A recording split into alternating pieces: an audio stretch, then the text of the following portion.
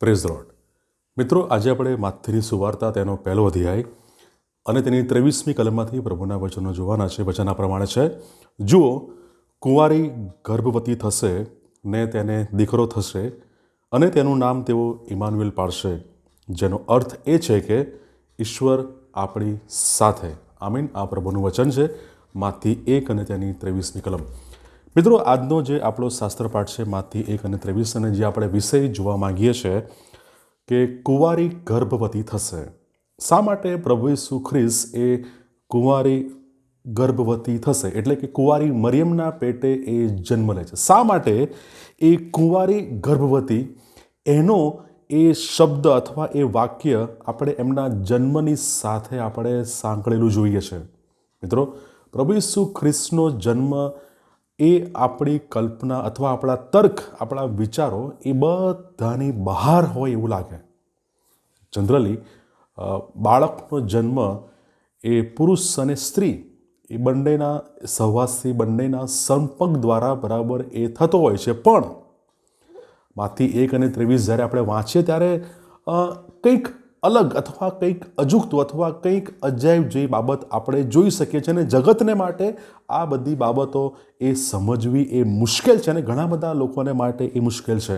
પણ પવિત્ર શાસ્ત્ર, પ્રભુના વચન બહુ સ્પષ્ટ એ આપણે માટે વચનનો પ્રકાશ, એ વચનની સમજ એ આપણા પવિત્ર શાસ્ત્ર બાઇબલમાં આપે છે.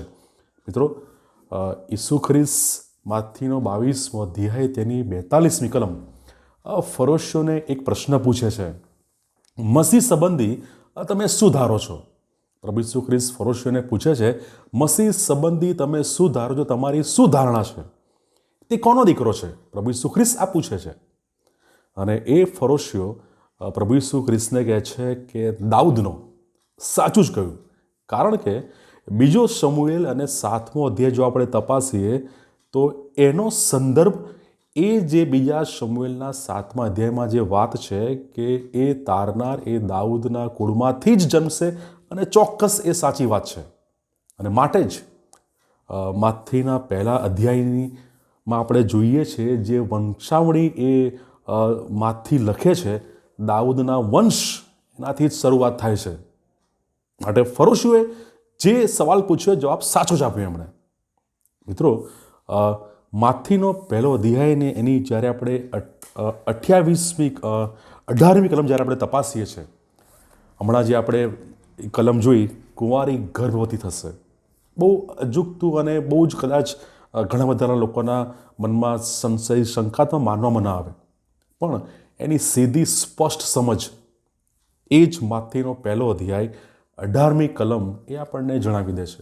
કલમ કહે છે, હવે ઈસુ ખ્રિસ્તનો જન્મ આ પ્રમાણે થયો. સીધી સમજ. કેવી રીતે?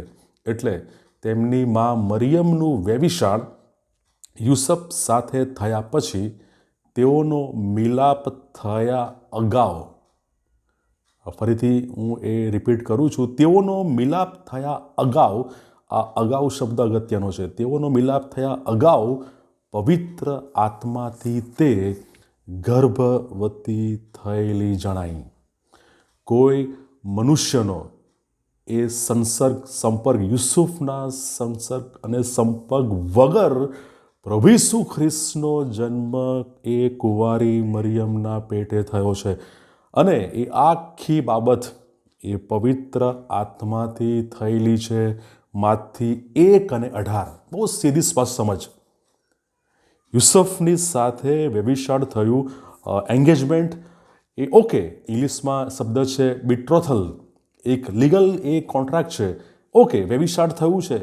પણ એ થયા પછી તેઓનો પુરુષ અને સ્ત્રી સાથેનો જે સહવાસ સંબંધ એના થયા અગાઉ, એ થયા પહેલાં પવિત્ર આત્માથી મરિયમ ગર્ભવતી થયેલી જણાય છે. માથી 1 અને 18મી કલમ. અને મિત્રો, જ્યારે યુસફના માટે આ બાબત એ સમયે કદાચ થોડી સ્વીકારવી એ અઘરી હોઈ શકે, અને અઘરી હોઈ શકે, પણ કદાચ એ ડરી ગયો હોય. ઘણા બધા સોશિયલ, ઘણા બધા એની સામે ચેલેન્જીસ હોઈ શકે. પણ આપણે જોઈએ છે 19મી કલમ યુસફ જે નીતિમાન માણસ હતો તેણે તેનું ઉઘાડી રીતે અપમાન કરવા ન ચાહતા તેને ગુપ્ત રીતે મૂકી દેવાનું ધાર્યું. અહીંયા જે શબ્દ છે ગુપ્ત રીતે મૂકી દેવાનું, ઇંગ્લિશમાં લખેલું છે સેન્ડ હર અવે સિક્રેટલી. આ સેન્ડ અવે એ શબ્દ, એનો જે ગ્રીક શબ્દ છે એ છે અપોલુ, APOLU, અને એનો અર્થ થાય છે ડિવોર્સ.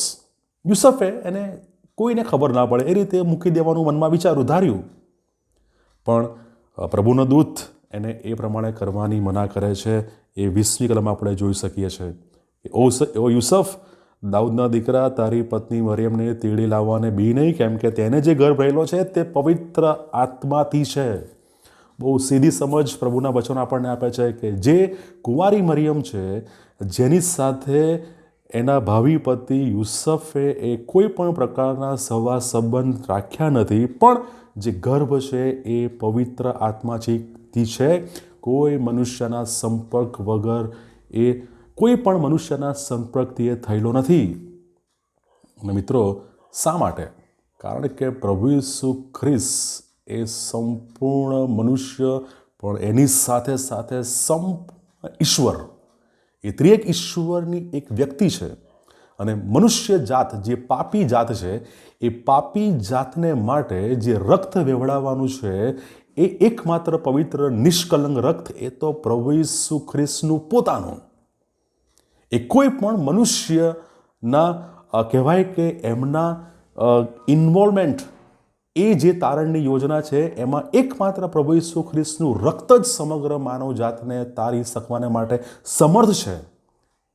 માટે આપણે જોઈ શકીએ છીએ કે એ કુંવારી મરિયમ, એના પેટે પ્રભુ ઈસુ ખ્રિસ્ત એ જન્મ લે છે. મિત્રો, આ વાત માંથી એકમાં તો આપણે જોઈ શકીએ છીએ સીધી સમજ. પણ વર્ષો પહેલાં, લગભગ 700 વર્ષોની આસપાસ પહેલાંનો સમયગાળો, યશાયા પ્રબોધક એ લખી નાખે છે યશાયા 7 અને 14માં, જુઓ, કુમારી ગર્ભવતી થઈને પુત્રને જન્મ આપશે અને તેનું નામ તે ઇમાનુએલ પાડશે.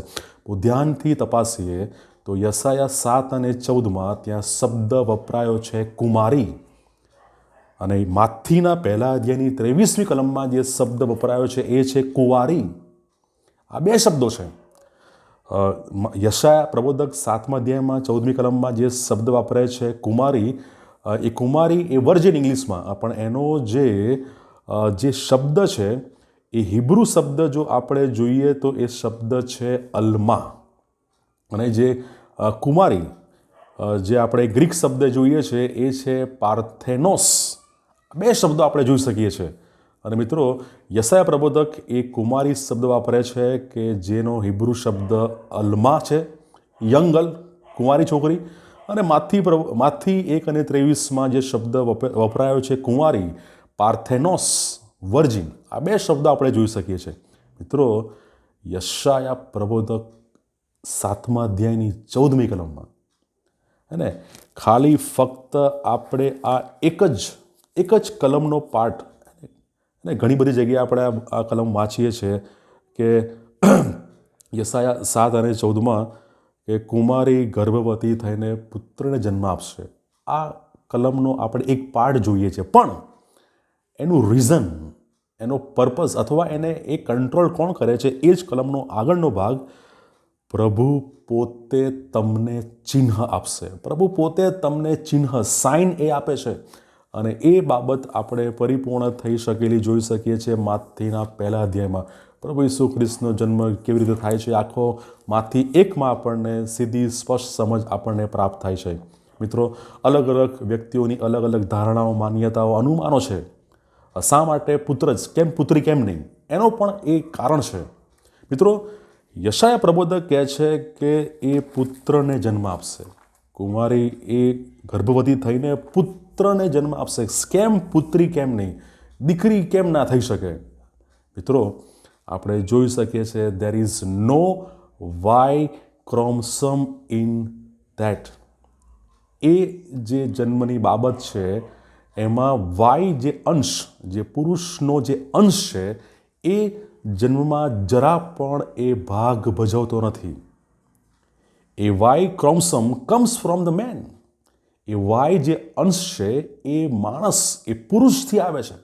અને પ્રભુ ઈસુ ખ્રિસ્તના જન્મમાં દેર ઇઝ નો વાય ક્રોમસમ.